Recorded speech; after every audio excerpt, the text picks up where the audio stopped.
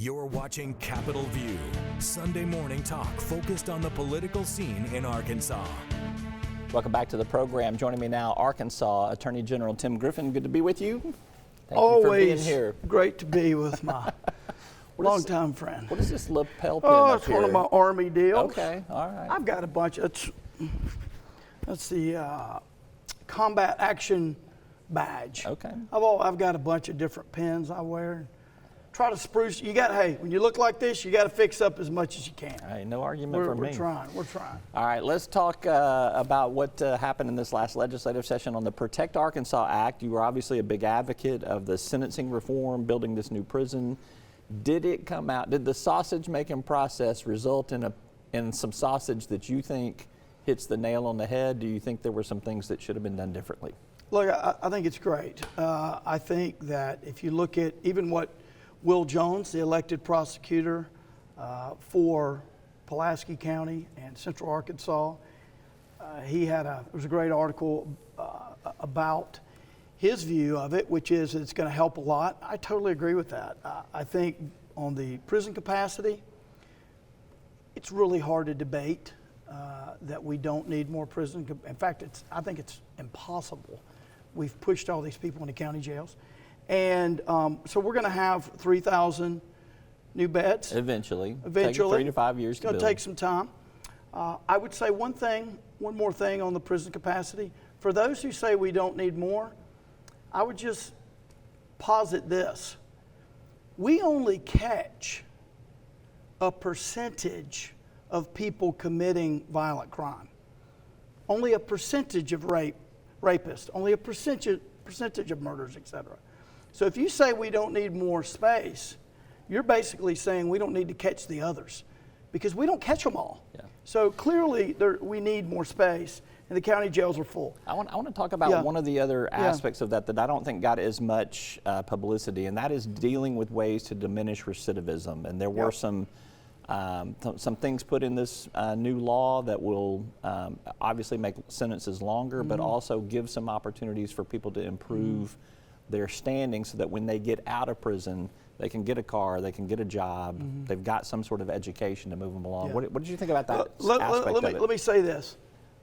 Almost every single overall criticism of this bill that I've heard sounds like it's from someone who doesn't know what's in the bill. Because rehabilitation is a fundamental part of this plan. I sketched it out in a full-page op-ed that cost about $8,000 during the campaign. I discussed it with former Attorney General Bill Barr. What this does, yes, those who commit violent crimes, there's a good chance they're never getting out until the entire sentence is served, and no question.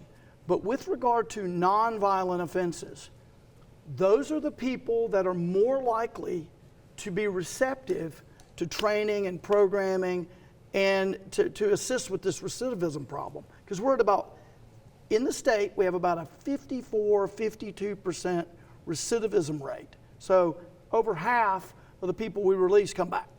And so nonviolent are the people that are more receptive to this. And so with regard to those built into the statute, you still get the full sentence, but you can earn, not just automatically like parole, you can earn up to 50% or even up to 75% of your time off by getting certifications, for example, welding, diesel mechanic, truck driving, bachelor's degree, associate degree, law degree, whatever. There's a lot, addiction programming. All of that is made of, in fact, if you'll look at page 23, it lays it all out. But I have all this here, and there's just so much. Actually, it's page 14, it looks like. There's not going to be a pop quiz on that. But in any event, it's all in there. There's also a mental health component for those who are not, who the court, the system does not think is in the proper state of mind to get to trial. There's help for them. Now, what I hope we can do in the future, to get to your point, it's not in here, we need to significantly expand the state hospital's mental health bed capacity. That's something I will advocate for. Whether we can do that in a fiscal session, I don't know. But look, I would give this an A+. I had a bunch of ideas. You had a hand in writing it too. But here's the deal. A lot of times you have ideas, and a year out, and when they become, if you get it into law, it doesn't look anything like that. I would say this looks very close to what I was hoping, wishing for, and I think this is going to make a change. It's going to take some time to phase it all in. The governor has talked about that a lot. But there's a lot of rehabilitation in this bill. I want to talk about some other subjects, so let's move along here. Following the tragic tornadoes of March 31st, you have basically drawn the line in the sand that you're not going to accept anybody that's price gouging. You're going to definitely use the levers of the office to work against any of that. Have you found anything yet that kind of qualifies, meets that threshold? I'm sure you've had plenty of people pouring into your office. Have you had anything that you feel like you're going after someone at this point in time? There are no individuals that we haven't been able to educate early enough in the process where they could get it fixed. Bottom line is, we've had a lot of people complain about potential price gouging, and we have jumped on it so quickly that we were able to give those individuals that were potentially price gouging or going to, we've been able to give them a primer in the law so that they were able to change their ways. And so I'm glad to say we were able to apply preventative measures so they never got there. Now, that's not saying someone hasn't done it. You were like Darren McFadden at the LSU football game. You had that wood right here, right? Yes. You were just ready to show them the bat, weren't you? So we were able to, that doesn't mean it didn't happen, but of the people that have been brought to our attention, we've literally gotten on the phone with them and said, let us explain. We know you're from Mississippi, or we know you're from, and there was one guy from Mississippi, there was a guy from Texas, whatever. We're like, let us help you understand how we do it. And then once we got off the phone, I think they had found what they needed. I got about 60 seconds left. I want to ask you about kidding? Yeah, you move fast, man. So a repeal of the LEARNS Act is in process. We've seen some reporting on this. I don't think that they've filed anything yet, although you can correct me.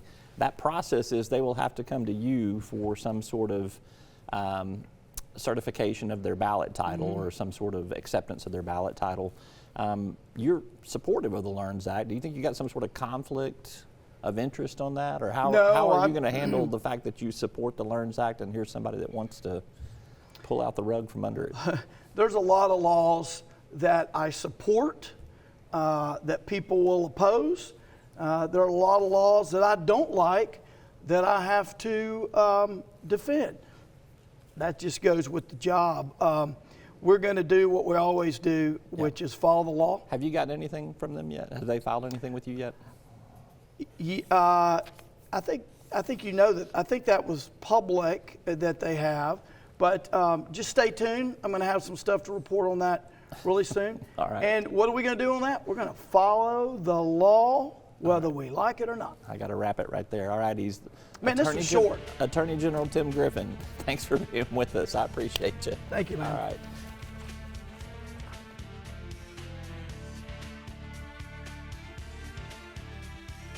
All right, a little web extra with Attorney General Tim Griffin. We ran out of time on air. Thank you for sticking around. We always do. A little bit. No, you talk a lot, man. You've got a lot to say. If you don't want me to talk, don't invite me on.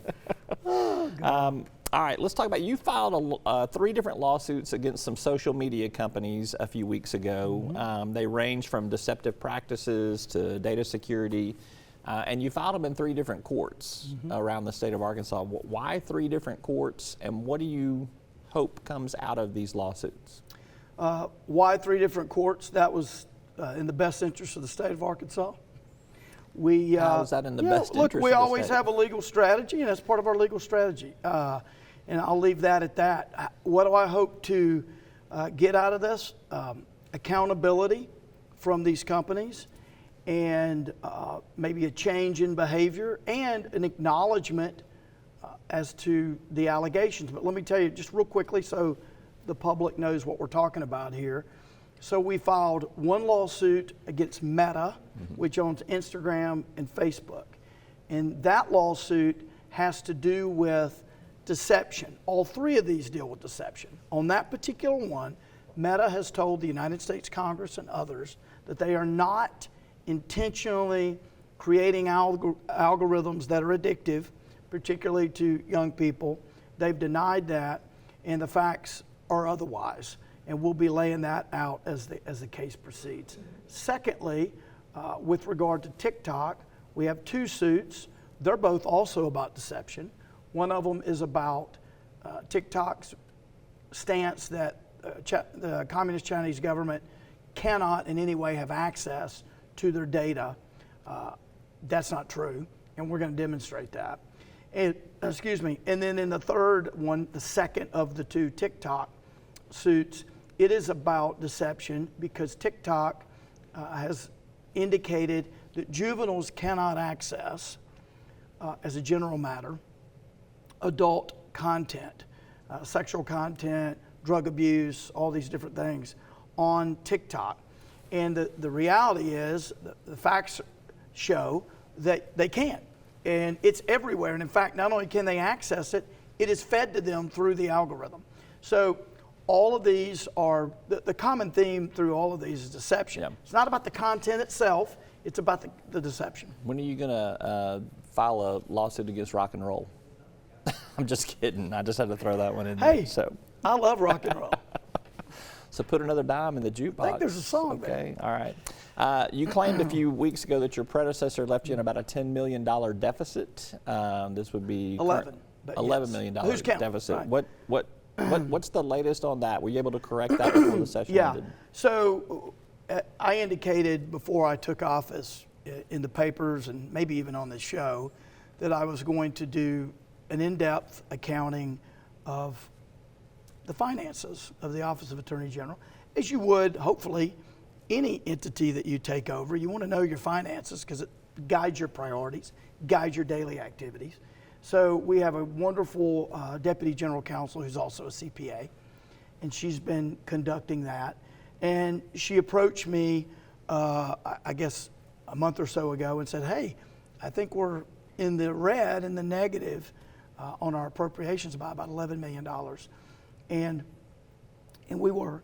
So what happens is the legislature sets an appropriation cap for your settlement spending, settlement fund spending.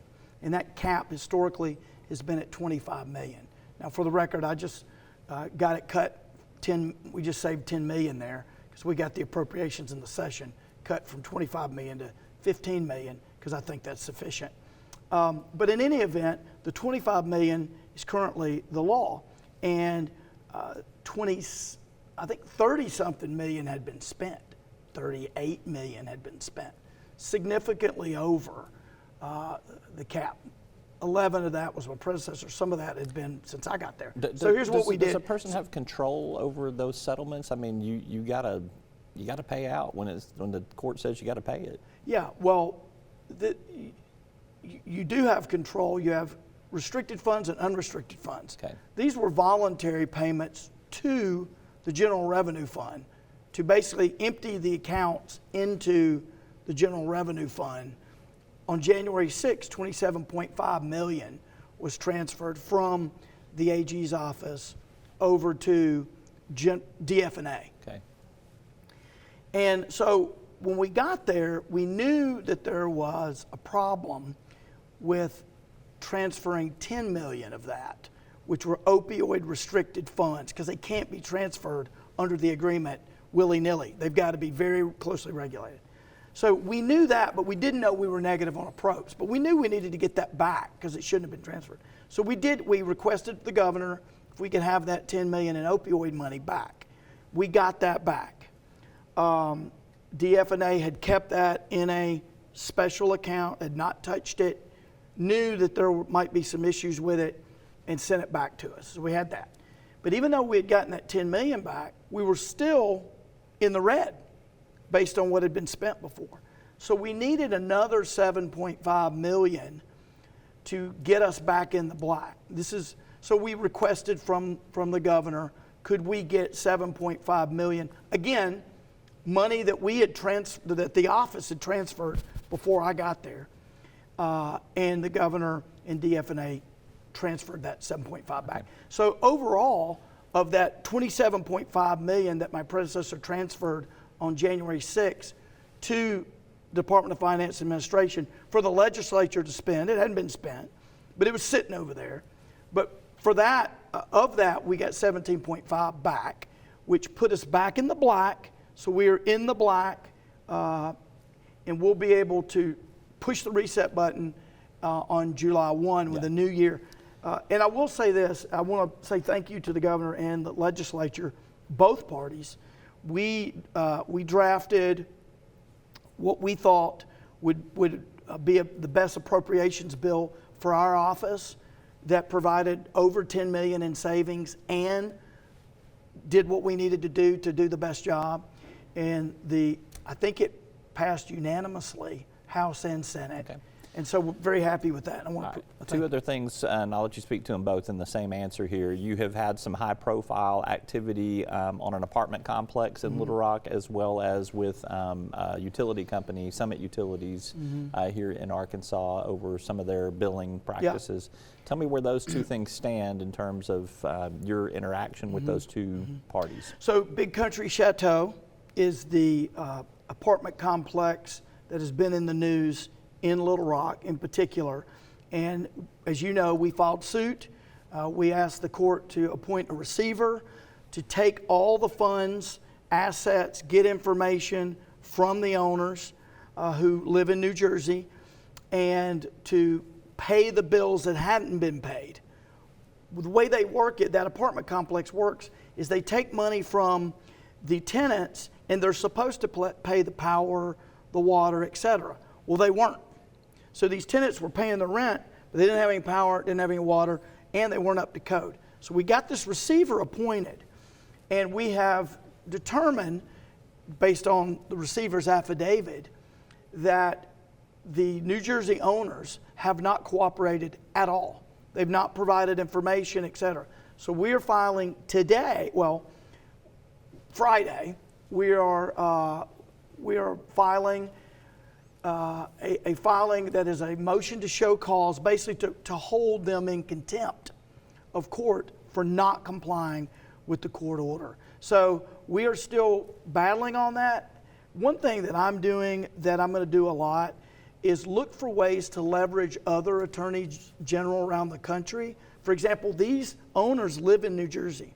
So I'm interested, have they been in trouble in New Jersey? Are they doing this in other states? So I had lunch with the Attorney General from New Jersey. He's a Democrat. I had lunch with him this week. And while I was having lunch with him, with some other attorneys general from different states, I said, hey, I called you on your cell phone about a month ago and I never heard back. He goes, oh, I must have missed that. So we started talking, and apparently I had called a phone that he doesn't look at a lot. But in any event, really nice guy. And I said, hey, I need help on this. I've got these guys that are from your state, and they're not doing what they ought to be doing. They're not doing right by Arkansans. He said, I'd love to help. He said, in fact, I've got a Arkansas Razorback fan on my staff, and he may be the one that helps. So reaching out to others, attorneys general, the way that U.S. attorneys would do, to try to see what we can do there. So we're continuing that fight. Right. Also on Summit, so Summit has given notice that they want to start this summer, they want to start collections and cutoffs and all that again. I just think it's too early. We don't know enough facts, and so I am going to file a motion with the PSC, asking the PSC to stop Summit from doing that until we get further on down the road and know more. All right. Attorney General Tim Griffin, thank you for staying with us a little extra. Thank you. Love the WebEx. All right. Love the WebEx. Thanks for watching.